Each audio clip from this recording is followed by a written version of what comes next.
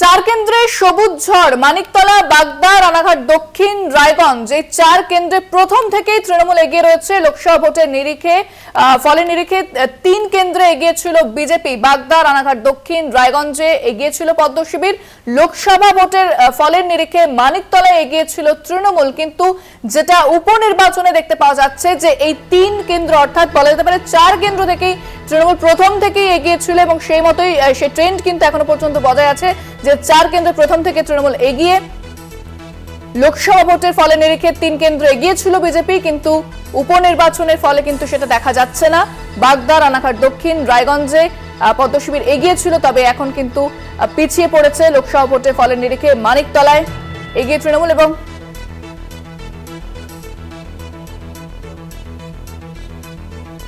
বিস্তারিত কথা বলবো, ফোনে রয়েছেন প্রতিনিধি সত্য সুন্দর ভট্টাচার্য। সত্য, লোকসভার দিকে যদি নজর রাখি, সেই ফলের নিরিখে তিন কেন্দ্র বিজেপি এগিয়ে ছিল, এখন কিন্তু উপনির্বাচনে সেই ফলাফল আমরা দেখতে পাচ্ছি না এখনো পর্যন্ত প্রাথমিক ট্রেন্ড অনুযায়ী।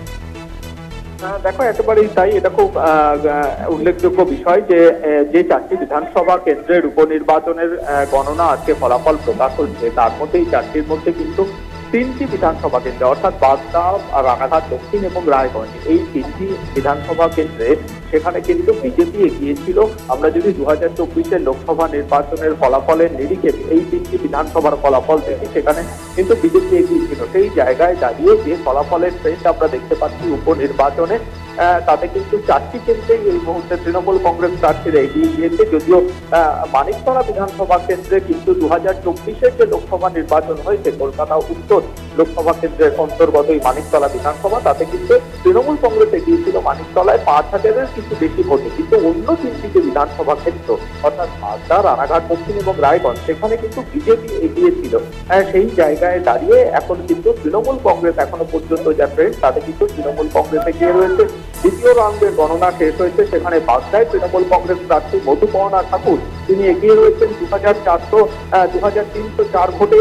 রানাঘাট দক্ষিণ বিধানসভা, সেখানেও দ্বিতীয় রাউন্ডের গণনা শেষ হয়েছে, সেখানে তৃণমূল কংগ্রেস প্রার্থী মুকুটমণি অধিকারী এগিয়ে রয়েছেন 2,161 ভোটে, 2,161 ভোটে। এবং অন্যদিকে রায়গঞ্জ, সেখানে কিন্তু দ্বিতীয় রাউন্ডের গণনা শেষে 10,156 ভোটে এগিয়ে রয়েছে তৃণমূল কংগ্রেস প্রার্থী কৃষ্ণ কল্যাণ। অর্থাৎ সবচেয়ে গুরুত্বপূর্ণ হলো এই যে তিনটি বিধানসভা কেন্দ্র যেখানে লোকসভা নির্বাচনের দিকে রেখে বিজেপি এগিয়েছিল, তার ঠিক এক মাস পরে যখন এই বিধানসভা কেন্দ্রগুলিতে উপনির্বাচন হচ্ছে, তখন কিন্তু তৃণমূল কংগ্রেস এগিয়ে রয়েছে এখনো পর্যন্ত যা ট্রেন্ড লোকসভার বিধানসভা উপনির্বাচনের ফলাফলের নিরিখে। ধন্যবাদ সত্য। কথা বললাম প্রতিনিধি সত্য সুন্দর ভট্টাচার্যের সঙ্গে। অর্থাৎ যেটা উল্লেখযোগ্য সেটা হচ্ছে লোকসভা ফলের নিরিখে যে তিন কেন্দ্র থেকে বিজেপি এগিয়েছিল, সেই তিন কেন্দ্রের যদি বিধানসভা উপনির্বাচনের ফলাফলের দিকে নজর রাখি, প্রাথমিক ট্রেন্ড অনুযায়ী কিন্তু তৃণমূল এগিয়ে রয়েছে এবং বিজেপি অনেকটাই পিছিয়ে পড়েছে। এমনটাই কিন্তু প্রাথমিক ট্রেন্ড লক্ষ্য করা যাচ্ছে। সকাল থেকে শুরু হয়েছে ভোট গণনা এবং প্রতি মুহূর্তের আপডেটের দিকে আমাদের নজর রয়েছে।